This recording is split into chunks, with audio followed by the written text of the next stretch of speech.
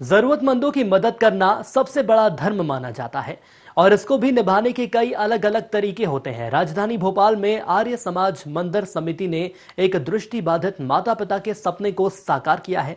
क्या है वो सपना, देखिए यह रिपोर्ट।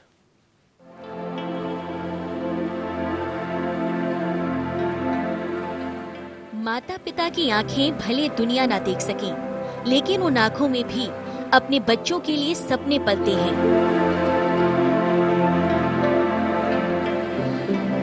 और कुछ ऐसे ही सपने संजोए अनिल दुबे और उनकी पत्नी हर्षा दुबे ने अपनी बेटी लक्ष्मी के लिए। लक्ष्मी के माता पिता देख नहीं सकते, लेकिन बेटी की शादी का अरमान पाले उन्होंने अपनी इच्छा को जाहिर किया आर्य समाज मंदिर महावीर नगर की पदाधिकारी से, जिन्होंने उनकी व्यथा को समझा और इस कोरोना के संकट काल में लक्ष्मी की शादी का जिम्मा उठाया। आज की शादी ये श्री अनिल दुबे जी और श्रीमती हर्षा दुबे, इनकी पुत्री कुमारी लक्ष्मी, ये दोनों जैसा कि देखने में अक्षम है और आर्थिक दृष्टि से भी बहुत असमर्थ हैं।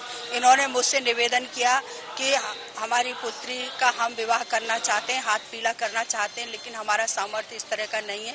तो मैंने कहा कि आप निश्चिंत रहो, चिंता मत करो, मंदिर पूरी व्यवस्था करेगा। हमारे जो आर्य समाज के सदस्य हैं अनिल दुबे जी, जो जन्म से ही दृष्टिहीन हैं और उनकी पत्नी भी दृष्टिहीन है, आर्थिक रूप से भी वो लोग उतने सक्षम नहीं हैं। उन्होंने अपनी बेटी की शादी की इच्छा जाहिर की, तो हमारे सभी समाज के सदस्यों और सभासदों ने उनके इस कार्यक्रम को सफल बनाने के लिए पूरे तहे दिल से सहयोग किया है। हमारा समाज हमेशा ऐसे कामों में आगे बढ़कर सहयोग करता है, चाहे कोई भी ऐसी विपत्ति हो, गरीब हो या कोई ऐसी आपदा आ जाती है, बीमार हो या किसी की कन्या का विवाह करना हो, तो ये हमेशा आर्य समाज इस तरह के काम करता रहता है। मदद के हाथ आगे बढ़े तो लक्ष्मी की मां हर्षा का बेटी की शादी का सपना साकार हुआ। शादी ठीक वैसे ही हुई जैसे कि माता पिता चाहते थे। वरमाला से लेकर शादी के फेरों तक हर रस्म को बखूबी निभाया गया।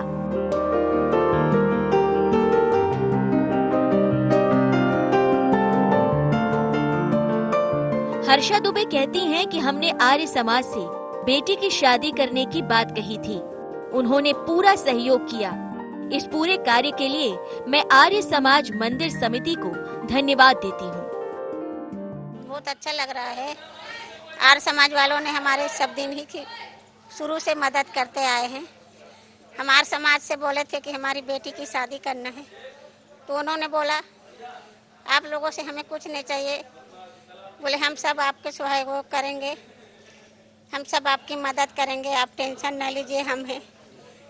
ये सोच के आर्य समाज वालों ने हमें कुछ करने नहीं दिया, सब आप खुद कर रहे हैं।